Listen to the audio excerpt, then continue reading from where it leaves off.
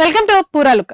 తెలంగాణ ఎన్నికల సంఘం ప్రతిష్టాత్మకంగా చేపట్టిన ప్రత్యేక సమగ్ర ఓటర్ల జాబితా సవరణ ప్రక్రియ ఇటీవల ముగిసింది. అయితే ఈ ప్రక్రియ ముగిసిన తర్వాత హైదరాబాద్ జిల్లాలో ఓటర్ల సంఖ్య గణనీయంగా తగ్గడం తీవ్ర చర్చనీయాంశంకు దారితీసింది.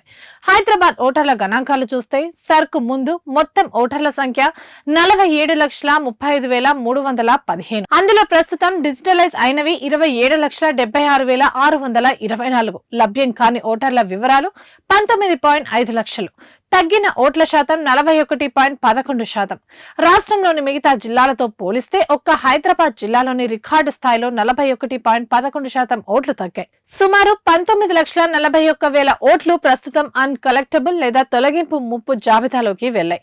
అయితే ఓటర్లు ఆందోళన చెందాల్సిన అవసరం లేదని అధికారులు స్పష్టం చేస్తున్నారు.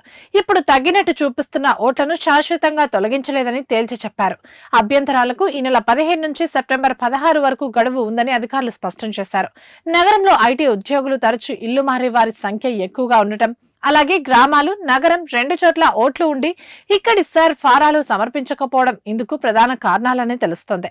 అత్యధికంగా ఓట్లు తగ్గిన స్థానం సనత్ నగర్.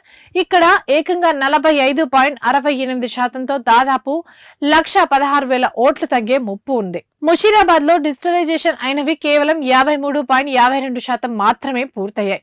జూబ్లీహిల్స్ లో రికార్డు స్థాయిలో 88,933 మంది ఓటర్ల వివరాలు దొరక్కపోవడంతో వీరంతా ఏఎస్డి జాబితాలోకి వెళ్లారు. అలాగే ముషీరాబాద్, మలక్పేట్ నియోజకవర్గాల్లో దాదాపు 46% చొప్పున ఓటర్ల ఆచూకీ లభించలేదు. అమర్పేట్ లో కేవలం 14.98% మాత్రమే ఓట్లు తగ్గాయి.